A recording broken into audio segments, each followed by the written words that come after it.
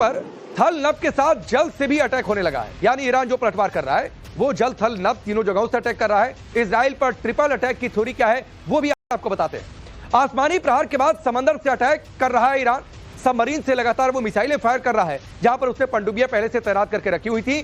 पनडुब्बी से ballistic missile का इस्तेमाल किया है ईरान ने और बैक टू बैक मिसाइलों से अटैक किया है। ऐसा नहीं कि सिर्फ कुछ मिसाइलें, बैक टू बैक कई सारी मिसाइलें दागी गई हैं ताकि उसके डिफेंस सिस्टम को चकमा दिया जा सके और कुछ मिसाइलें इजराइल को हिट करें।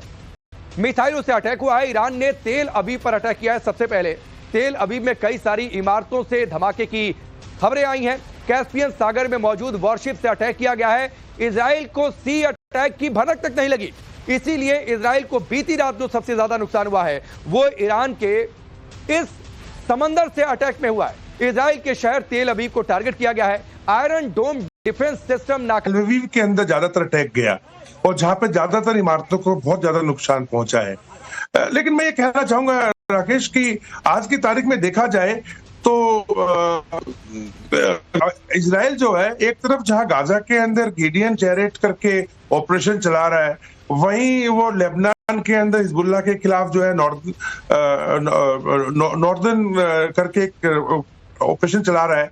यमन के अंदर ऑपरेशन यमन खोला और अभी राइजिंग लाइन इन्होंने स्टार्ट कर दिया है ईरान के खिलाफ। ये सब जो आप देख रहे हैं ये कितने 6-7 देशों से इकट्ठा लड़ रहा था। बात असली में ये है कि इजराइल चाह क्या रहा है अभी। इजराइल देखिए, अमेरिका ने जो बात करनी शुरू की ईरान से उनके न्यूक्लियर प्रोग्राम के बारे में 5 मीटिंग हो चुकी है, 6ठी मीटिंग कल शायद उनकी होनी है आपस में होने वाला है। एक तरफ इजराइल है, दूसरी तरफ ईरान। इजराइल का ऑपरेशन राइजिंग लाइन है, ईरान का ऑपरेशन ट्रू प्रॉमिस 3 है। इजराइल ने 200 से ज्यादा मिसाइल अटैक किए हैं एक साथ ईरान पर। ईरान ने 40 से ज्यादा मिसाइल हमले किए हैं। इजराइल ने सीधे तौर पर टारगेट किया ईरान के परमाणु सेंटर पर, जहां पर यह दावा है कि वहां पर यूरेनियम संवर्धन का काम चल रहा था और इजराइल का प्रण यह है कि ईरान को न्यूक्लियर स्टेट नहीं बनने देंगे क्योंकि इससे इजराइल को खतरा है।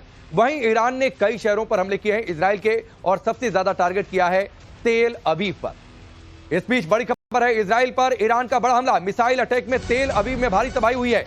ईरान के अटैक में इजराइल के 2 लोगों की मौत हुई है और प्रशासन जो भी निर्देश दे रहा है उनका पालन करें क्योंकि यह सुरक्षा के लिए बेहद जरूरी है।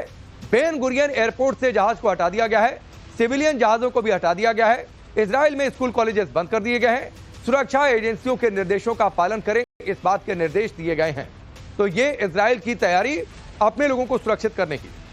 अब आपको इजराइल के उस मैसेज के बारे में बताएंगे जिससे ईरान डिकोड नहीं कर पाया, लेकिन उससे पहले मैं अपने मेहमानों का एक बार फिर से रुक कर लेता हूं और मैं कैप्टन मीरा आपके पास आता हूं। और इजराइल ने एक बड़े हमले को नाम दिया। कैसे इजराइल के हमले का नाम राइजिंग लाइन पड़ा वो आपके सामने जानकारी रखते हैं।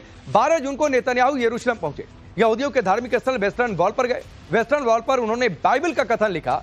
कथन का हिंदी में मतलब होता है एक ऐसा राष्ट्र जो शेर की तरह खुद को ऊपर उठाता है।